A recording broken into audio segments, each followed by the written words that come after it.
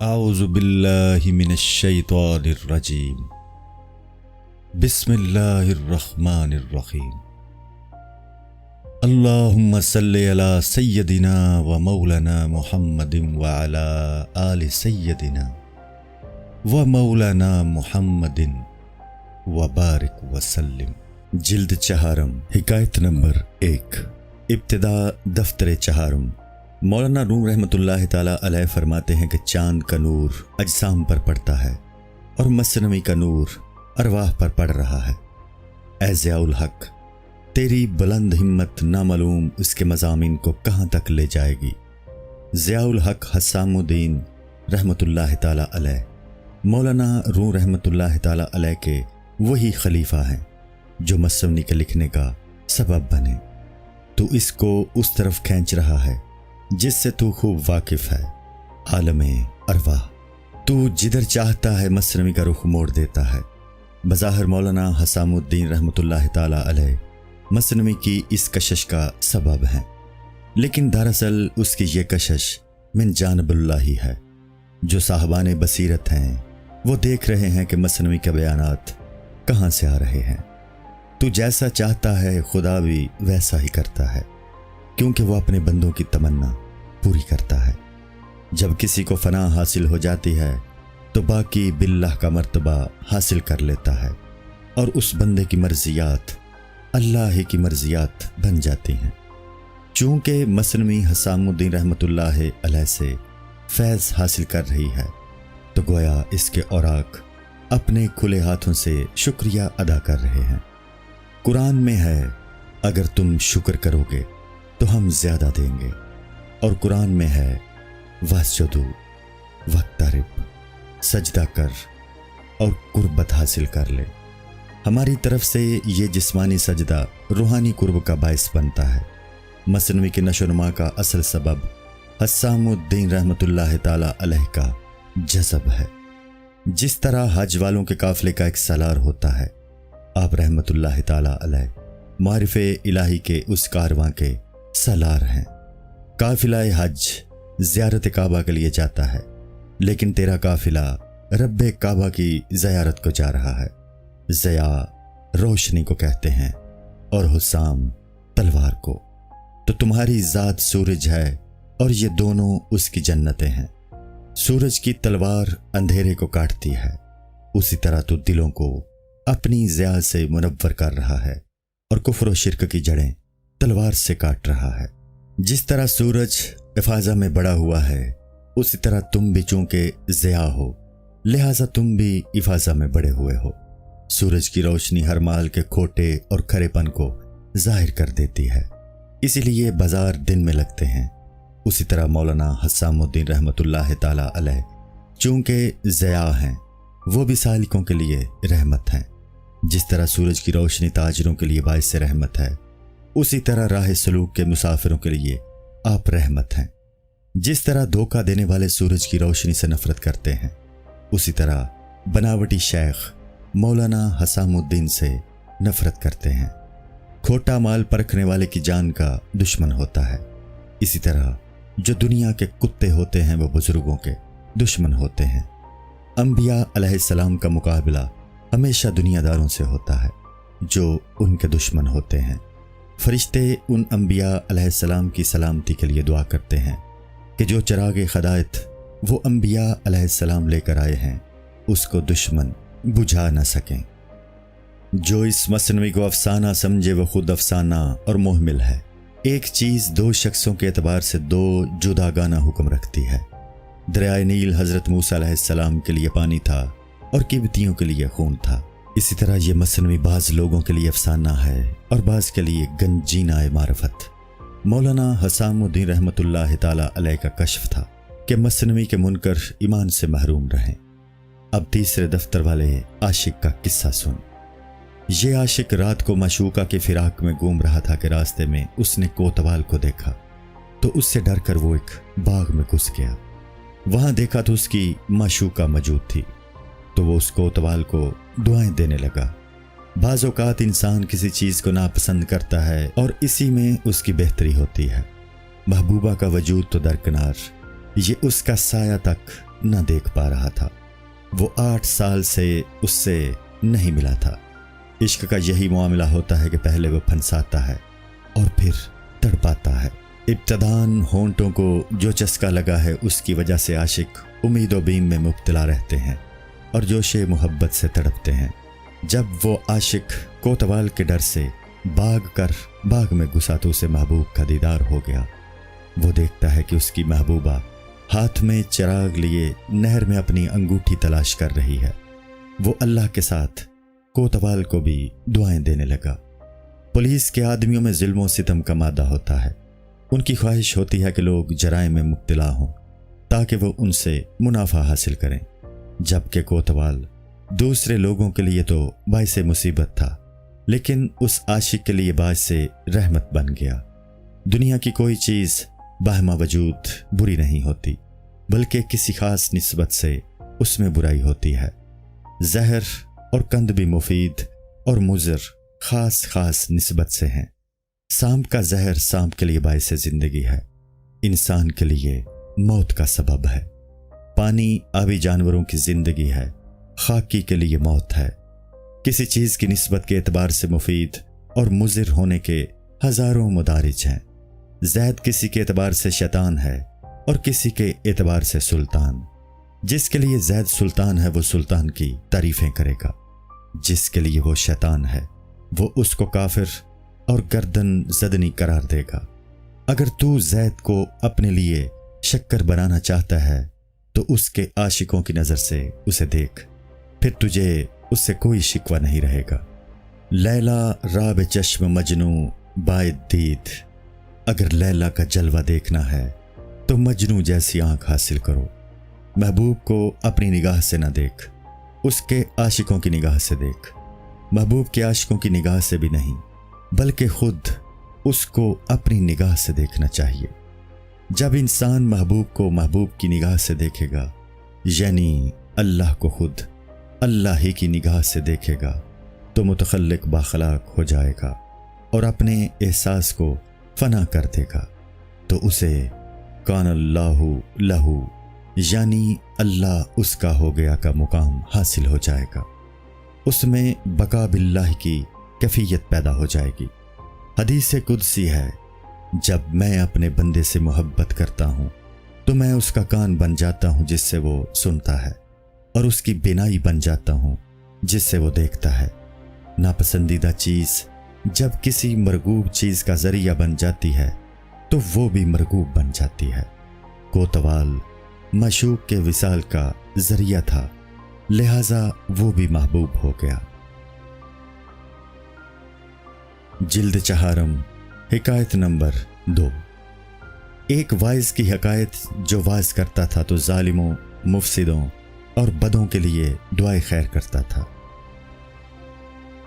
ایک واعظ تاجر تھا، ڈاکوؤں نے اس کا مال لوٹا تو اس نے خدا سے دعائیں اور گریہ زاری شروع کر دی۔ اس کو حاطف غیبی نے کہا، مال کے لٹ جانے پر تو اس قدر گریہ زاری کرتا ہے اور اپنی عمر کے برباد یا ضائع ہونے کا کوئی خیال نہیں۔ اس تنبیہ سے وہ تاجر اللہ کی طرف متوجہ ہو گیا۔ چونکہ یہ ڈاکو اس کے اللہ تک پہنچنے کا سبب بنے تو وہ اسے محبوب ہو گئے اور وہ ان کے لیے دعا گو بن گیا۔ وہ ہمیشہ برے انسانوں کے لیے دعا کرتا اور اچھے انسانوں کے لیے نہ کرتا۔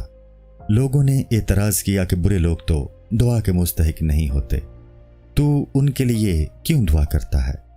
اس نے جواب دیا کہ ان لوگوں کا مجھ پر بہت احسان ہے، میں ان کے مظالم سے پریشان ہو کر راہ یاب ہوا ہوں اور ان کے مظالم نے مجھے نیکی پر لگا دیا ہے۔ جب کبھی میں دنیا میں کسی کام پر ان کے ساتھ لگتا تو یہ اس قدر ظلم کرتے تھے کہ میں خدا کی طرف رجوع کرتا تھا، تو ان کا ظلم مجھے دنیا سے ہٹا کر اللہ کی طرف لگا دیتا تھا۔ جب انسان کسی رنج و مصیبت کا اللہ سے شکوہ کرتا ہے تو اللہ فرماتا ہے کہ اس مصیبت کا شکوہ بے جا ہے، یہ مصیبت تو تجھے میری طرف متوجہ کر رہی ہے۔ شکوہ تو دراصل میری اس نعمت کا ہونا چاہیے جو تجھ کو مجھ سے بے نیاز بناتی تھی۔ چونکہ دشمن اللہ کی طرف رجوع کا سبب بنتا ہے تو وہ دراصل तेरे लिए नाफे और कीमिया है। इंसान के दुनियावी दोस्त दर हकीकत दुश्मन है, क्योंकि वो तुझे खुदा से गाफिल बनाते हैं। खार पुश्त, जिसे उर्दू में सेह कहते हैं, पर अगर लाठी मारी जाए तो वो बदन को मजबूत और मोटा कर लेता है। इसी तरह मोमिन की रूह मुसाइब झेल कर ज्यादा कवी हो जाती है। चूंकि अंबिया अलैहिस्सलाम की रूह को ज्यादा मजबूत बनाना होता है, इसलिए उनको ज्यादा मसाइब में मुब्तला किया जाता है।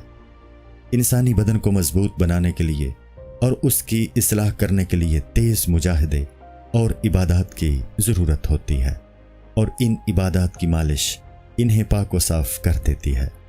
अगर इंसान अपने इख्तियार से मुजाहिदे नहीं कर सकता तो उसे आसमानी मसाइब पर सब्र करना चाहिए।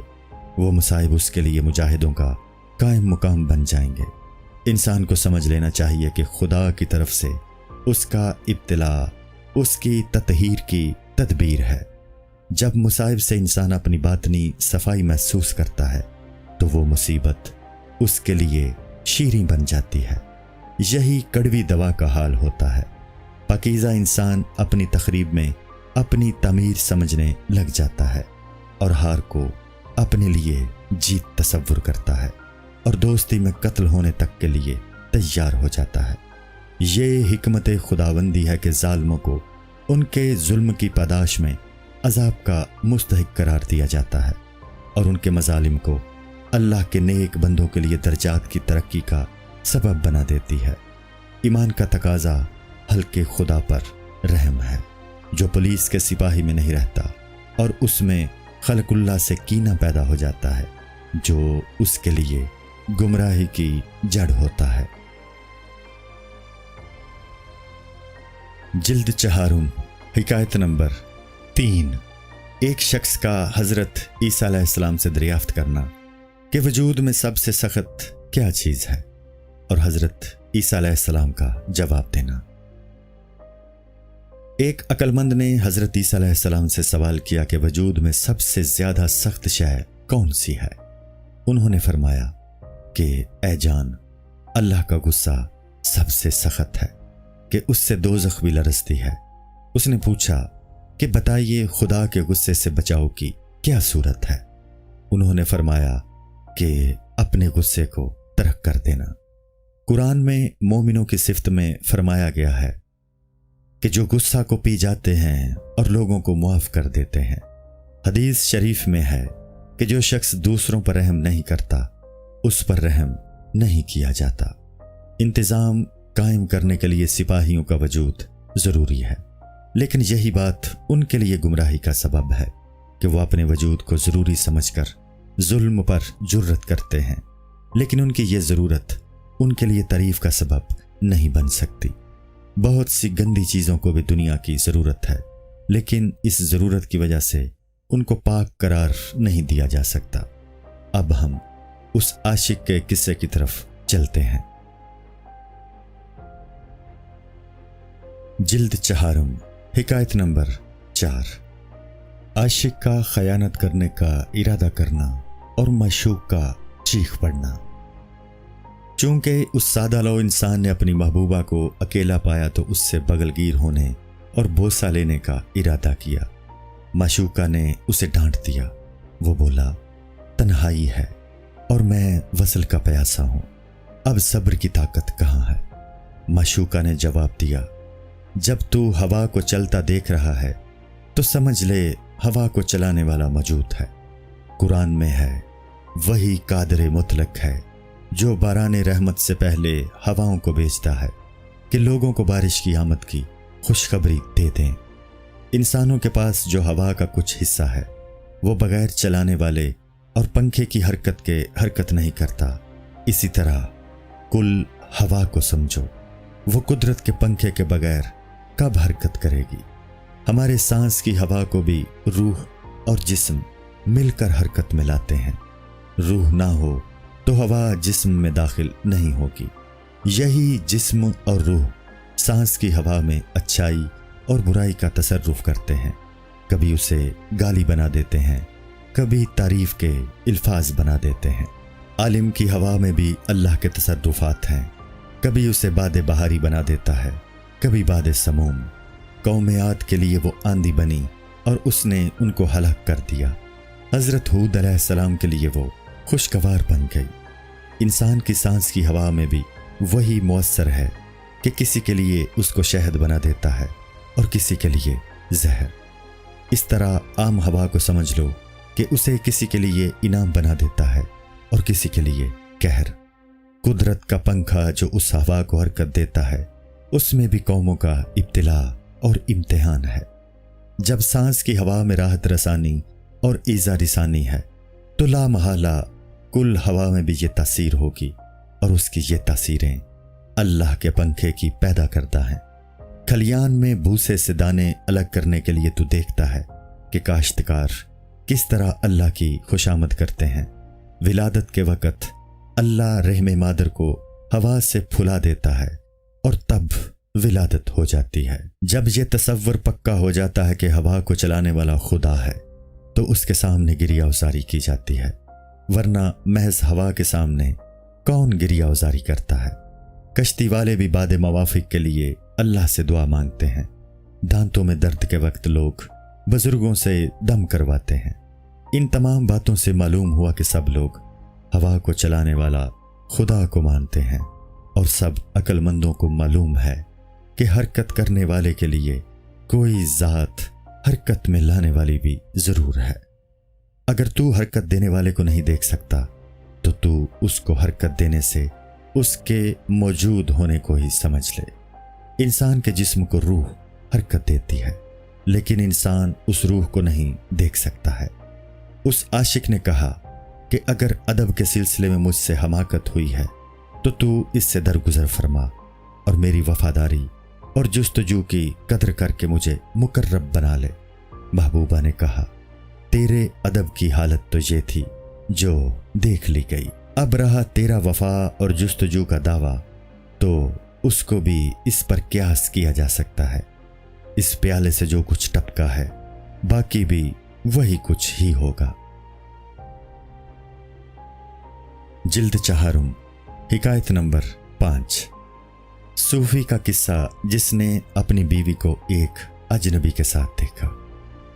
جس طرح وہ عاشق ڈٹائی کا ثبوت دے رہا تھا، اسی طرح صوفی کی بیوی کی حالت تھی، یعنی گھر کا ایک دروازہ تھا۔ یہ ممکن نہ تھا کہ وہ موچی کو کسی دوسرے دروازے میں سے نکالتی، اور صوفی کا اس وقت گھر میں آنے کا دستور نہ تھا۔ وہ جان بوجھ کر بے وقت گھر آیا کیونکہ اسے اپنی بیوی کی طرف سے بد چلنے کا اندیشہ تھا۔ بیوی کو اطمینان تھا کہ صوفی شام ہی کو دکان سے لوٹے گا۔ حضرت حق انسان کی ہر طرح پردہ پوشی کرتا ہے، لیکن کبھی کبھی اسے رسوا بھی کر دیتا ہے۔ اس کی ستاری اس لیے ہوتی ہے کہ شاید بندہ شرما کر خود ہی برائی کو چھوڑ دے۔ اللہ تعالیٰ اپنی صفت فضل کے اظہار کے لیے پردہ پوشی کرتا ہے اور پھر اظہار عدل کے لیے گرفت کرتا ہے۔ اللہ تعالیٰ کا یہ معاملہ اپنی دونوں صفتوں کے اظہار کے لیے ہے۔ اللہ کا فضل انسان کو خوشخبری دینے والا ہے اور عدل مجرم کو خوف دلانے والا۔ صوفی کی بیوی پہلے بھی گناہ کر چکی تھی اور اللہ کی ستاری نے اس کی پردہ پوشی کی تھی، لیکن وہ یہ نہ سمجھی کہ غلطی ہر بار معاف نہیں کی جاتی۔ اس بیوی کو قضائے خداوندی نے اس طرح لاچار کر دیا ہے جس طرح اچانک موت منافق کو کرتی ہے اور اس کو توبہ کا موقع بھی نہیں دیتی۔ عورت اور اس کا یار مصیبت میں مبتلا ہونے کے ڈر سے خشک ہو گئے۔ صوفی نے دل میں کہا کہ میں تم دونوں سے بدلہ لوں گا، لیکن صبر کے ساتھ تمہارے اس فعل کو اندیکھا بناؤں گا تاکہ محلے میں شور و شر نہ ہو۔ عورت اور موچی کو چھپنے کی گھر میں کوئی جگہ نہ تھی۔ قرآن پاک میں ہے، اے پیغمبر، تم سے یہ پہاڑوں کے بارے میں دریافت کرتے ہیں تو کہہ دو کہ میرا پروردگار ان کو اڑا دے گا، زمین ہموار میدان کر دے گا جس میں تو نہ تو موڑ دیکھے اور نہ اونچ نیچ کے چھپو۔ بیوی نے موچی کو چادر اوڑھائی تاکہ صوفی اس مرد کی بجائے عورت سمجھے اور دروازہ کھول کر اسے نکال دے۔ چادر میں وہ مرد نہ چھپ سکا اور اس طرح اس کا مرد ہونا ظاہر تھا۔ चूंकि सूफी ने तय कर लिया था कि वो इस वाकया को अनदेखा बना देगा, तो ताज्जुब से बीवी से दरियाफ्त किया कि ये कौन औरत थी। उसने जवाब दिया, एक बड़े घराने की बाइज्जत खातून थी। मैंने दरवाज़ा बंद कर दिया था ताकि अचानक कोई घर में ना आ जाए और उसकी बेपर्दगी और बेइज्जती ना हो। सूफी ने पूछा कि अगर वो ऐसी मुअज़्ज़ज़ औरत थी तो किस काम से आई थी, बता ताकि मैं उसका काम कर दूं। बीवी ने कहा, वो रिश्ता लेकर आई थी और हमारी लड़की को देखना चाहती थी। चूंकि लड़की मदरसे गई हुई थी, वो उसे ना देख सकी, तो कहने लगी कि ख्वाह बच्ची की सूरत कैसी ही हो, मैं तो उसे अपनी दुल्हन बनाऊंगी। सूफी ने कहा, लड़की तो बहुत गरीब घराने की और लड़का अमीर घराने का, ये बेजोड़ बात है। अगर मियाँ बीवी यकसा माहौल के ना हो तो इख्तिलाफ रहता है। ऐसा पाबंद अक्लमंदों के नज़दीक अच्छा नहीं है। जिल्द चहारुम, हिकायत नंबर 6। बीवी का कहना कि वो जहेज की फिक्र में नहीं है, पर्दापोश है, और सूफी का जवाब देना।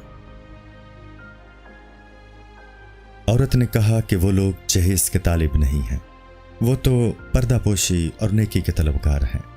कहते हैं कि हम तो दौलत से आजिज आ गए हैं। वो अवाम की तरह माल के लालची और हरीस नहीं है।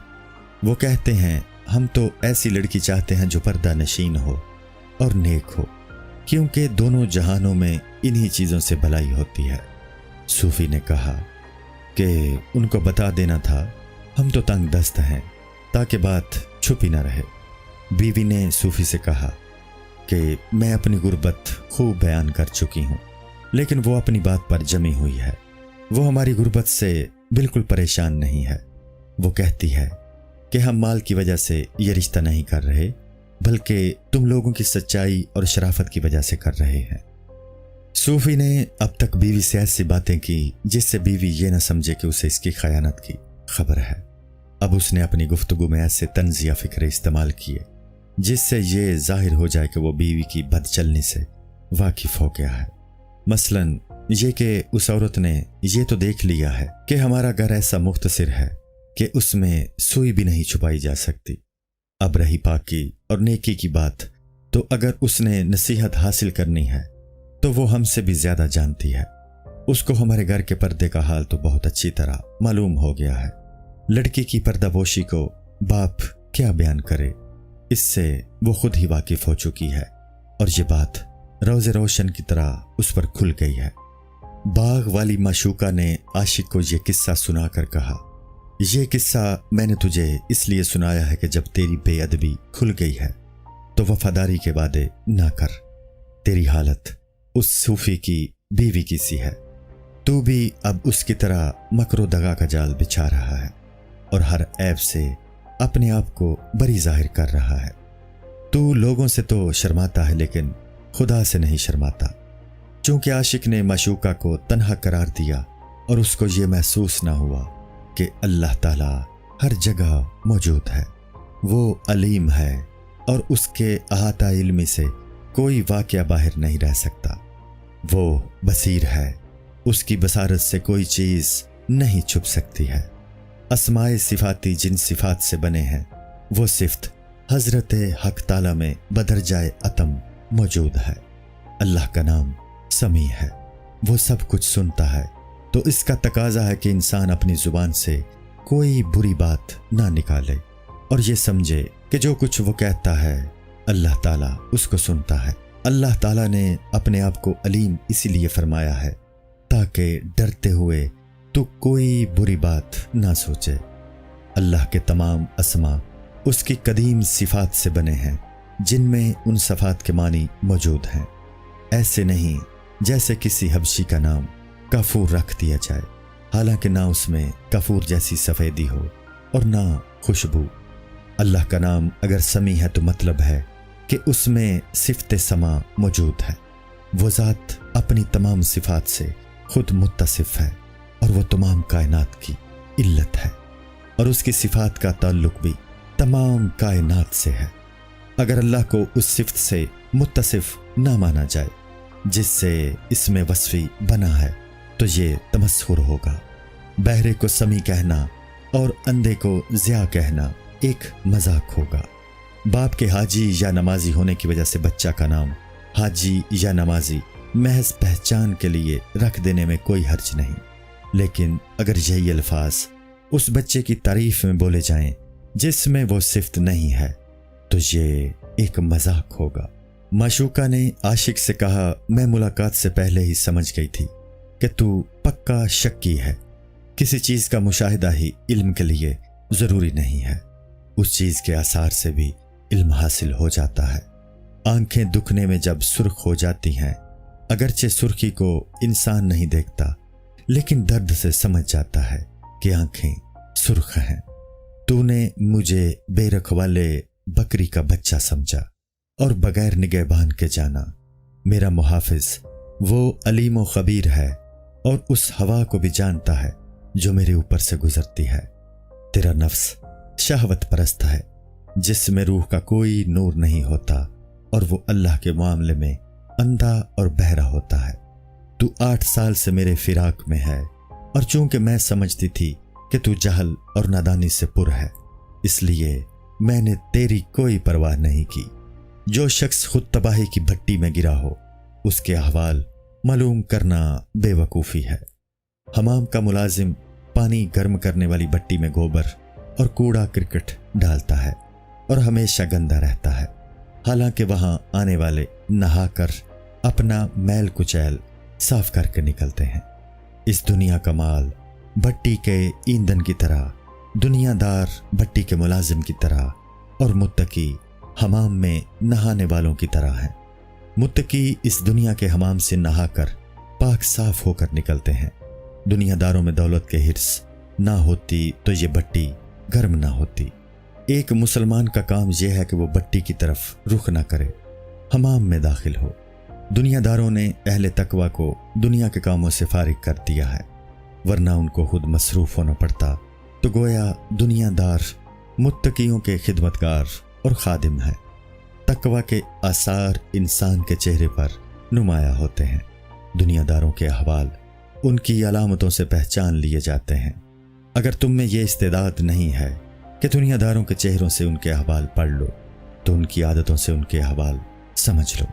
اندھا چونکہ دیکھ نہیں سکتا، وہ خوشبو سے چیز کی حقیقت سمجھ لیتا ہے۔ اگر تم ان کی عادتوں سے ان کے احوال نہیں سمجھ سکتے تو ان کی گفتگو سے سمجھ لو۔ دنیا دار کہے گا کہ آج میں نے 20 ٹوکرے گوبر کمایا۔ حرص سے بھی ایسے ہی شعلے پیدا ہوتے ہیں جیسا کہ گوبر کے اپلوں سے۔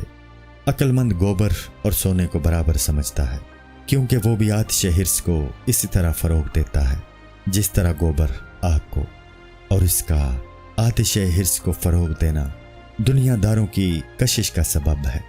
جو دنیا دار یہ کہہ رہا ہے کہ اس نے مال جمع کیا ہے تو اس نے دراصل آتش حرص کے لیے گوبر جمع کیا ہے۔ گوبر جمع کرنا اگرچہ کوئی فخر کی بات نہیں، لیکن بھٹی والوں میں یہ فخر ہی کی بات ہے۔ وہ فخر یہ ہے کہ ایک دوسرے کے مقابلے میں کہتے ہیں کہ تو نے 6 ٹوکرے جمع کیا ہے تو میں نے 20 ٹوکرے جمع کیے ہیں۔ یہی دنیا داروں کی حالت ہے۔ جلد 4، حکایت نمبر 7۔ اس کھال رنگنے والے کا قصہ جو عطر کی خوشبو سونگھ کر بے ہوش ہو گیا۔ جس شخص کی نشو نما بھٹی کے ماحول میں ہوئی ہو اس کے لیے گوبر کی بدبو خوشگن ہوتی ہے۔ اگر تم اسے مشک سنگھاؤ گے تو اسے تکلیف پہنچے گی۔ اگر تم بھی اس کے بھٹی کے کاروبار میں شریک ہو جاؤ گے تو کچھ فائدہ حاصل نہ کر سکو گے۔ دنیا داروں کی صحبت میں تمہاری بھی وہی حالت ہو جائے گی جو ان دنیا داروں کی ہے۔ ایک چمڑا رنگنے والا عطر فروشوں کے بازار میں گیا، اسے وہاں عطر کی خوشبو لگی تو بے ہوش ہو کر گر پڑا۔ لوگ جمع ہو گئے، ان لوگوں نے 1000 کوشش کی لیکن وہ ہوش میں نہ آیا۔ انہوں نے اس کے رشتہ داروں کی خبر کی کہ وہ بے ہوش ہوا پڑا ہے، کسی ذریعے سے بھی ہوش میں نہیں آیا۔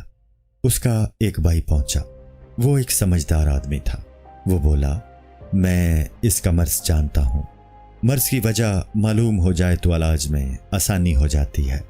وہ اس کا مرض پہچان گیا، जालिनूस ने कहा है कि इलाज के लिए जिस चीज की मरीज को आदत हो उसे दे दो तो अफाका हो जाएगा। उसके भाई ने कहा, मैं इसकी बीमारी समझ गया हूं, मैं इसे होश में लेकर आऊंगा। कुरान में है, बुरी चीजें बुरों के लिए हैं और अच्छी चीजें अच्छों के लिए हैं। खबीसों को अंबिया अलैहिस्सलाम की उम्दा नसीहतें अच्छी नहीं लगती थीं, क्योंकि वही का इत्र उनके दिमाग के मुवाफिक नहीं था। कुफ्फार ने अंबिया अलैहिस्सलाम से कहा, हमारी परवरिश खेल कूद में हुई है, हमारा मिजाज नसीहत से मेल नहीं खाता। उन कुफ्फार पर अफसोस है कि ये अपने हिर्स में और इजाफा करते हैं।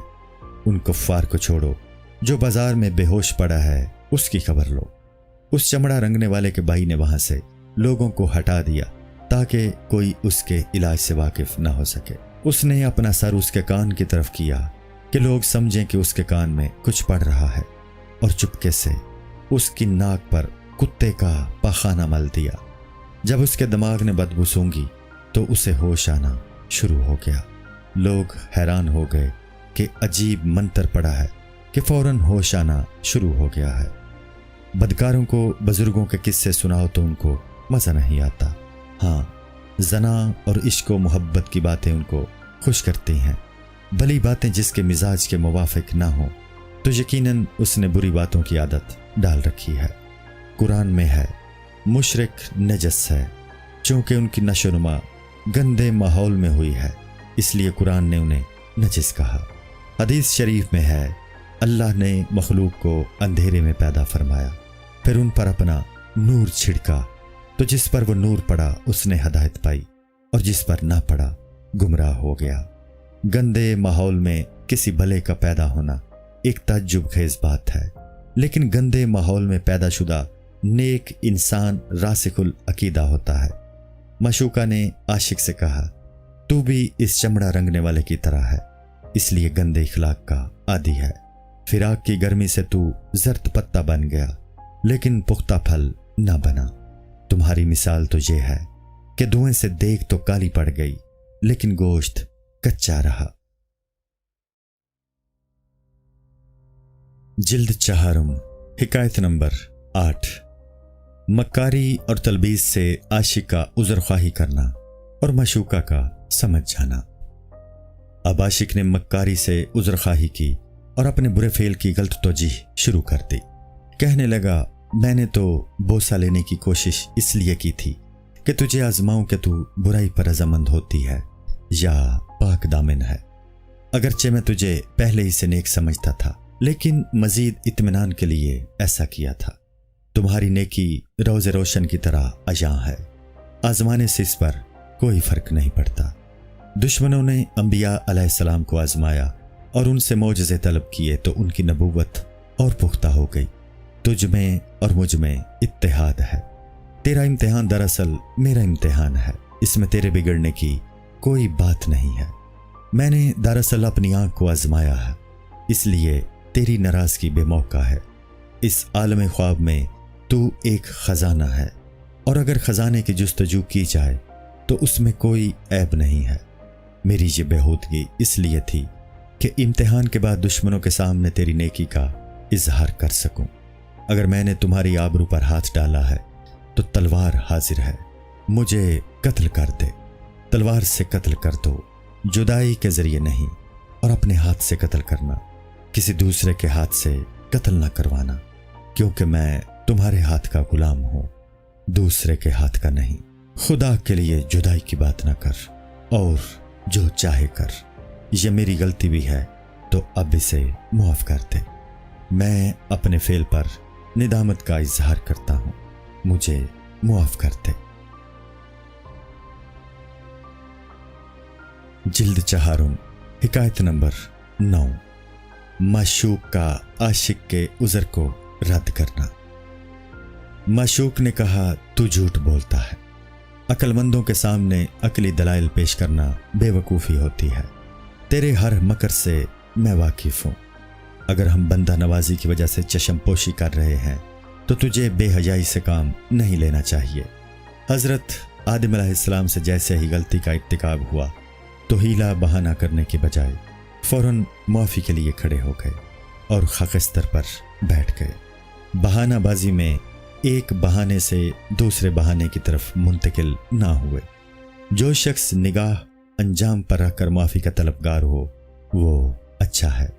جس کو چشم بصیرت حاصل نہیں وہ توبہ بھی کرتا ہے تو اس پر قائم نہیں رہتا۔ حضرت آدم علیہ السلام کو چشم بصیرت حاصل تھی، لیکن قضائے خداوندی کے سامنے مجبور تھے اور غلطی کر بیٹھے۔ چشم بصیرت والا بہت کم گمراہ ہوتا ہے۔ اگر چشم بصیرت نہیں ہے تو اس کا یہ اندھا پن ہر وقت اس کو مصیبت میں مبتلا کرتا رہتا ہے۔ پھر اس کی یہ حالت ہوتی ہے کہ وہ یہ بھی نہیں سمجھتا کہ اس مصیبت کا سبب بیرونی ہے کہ اندرونی۔ اندھے پر مشک نچھاور کرو گے تو وہ یہی سمجھے گا کہ وہ میرے بدن کی خوشبو ہے۔ کسی کا کوئی احسان نہیں ہے۔ خدا کسی کو آنکھیں عطا فرمائے تو وہ اس کی تربیت کرنے میں سینکڑوں ماں باپ سے بھی بہتر ہے۔ دل کی آنکھیں جسمانی آنکھوں سے بدرجہ افضل ہوتی ہیں۔ مولانا روم رحمۃ اللہ تعالی علیہ فرماتے ہیں کہ افسوس، اسرار کے بیان کے لیے بہت موانع پیش آ گئے ہیں۔ اسرار و حکم اپنے پورے طور بیان نہ ہو سکیں تو بھی فائدہ سے خالی نہیں ہے۔ اسرار موتی کی طرح ہوتے ہیں، اگر ٹوٹ بھی جائیں تو پس کر ان کا سرما آنکھوں کو روشن کر دیتا ہے۔ مجھے ٹوٹے ہوئے اسرار و حکم کو جوڑ کر کہنا ہی ہے، اللہ ان کو صحیح حالت میں کر دے گا۔ گیہوں پس کر ہی روٹی پکانے کے لائق بنتی ہے۔ عاشق کا فرض ہے کہ وہ اپنی خطا پر ندامت کا اظہار کرے اور باتیں نہ بنائے۔ صحیح اولاد کا فرض ہے کہ وہ باپ کی بہترین سیرت اختیار کرے۔ حضرت آدم علیہ السلام نے اپنی خطا پر انا ظلمنا، بے شک ہم نے ظلم کیا کہنا شروع کر دیا تھا، اور ان کے لیے یہی مناسب تھا۔ شیطان نے اپنی غلطی پر اصرار شروع کر دیا اور کہا کہ تو نے مجھے آگ سے پیدا کیا اور اسے مٹی سے، میں افضل ہوں۔ ابو جہل غلط تھا، اس نے معجزہ دیکھ کر بھی شک کا اظہار کر دیا۔ ابو بکر صدیق رضی اللہ تعالیٰ عنہ نے معجزہ نہیں مانگا اور انہوں نے کہا یہ چہرہ سچ کے علاوہ کچھ نہیں بولتا۔ امتحان لینا عاشقوں کا کام نہیں ہوتا۔ السلام علیکم۔ پوری کتاب دیکھنے کے لیے ہمارے یوٹیوب چینل صوفی سما کی پلے لسٹ میں جائیں۔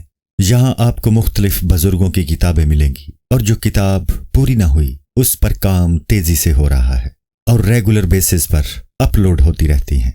آپ سے گزارش ہے کہ آپ ہمارے یوٹیوب چینل کو سبسکرائب کر لیں اور بیل نوٹیفیکیشن پر کلک کر لیں تاکہ ہماری آنے والی کتابیں آپ کو ملتی رہیں۔ جزاک اللہ خیر۔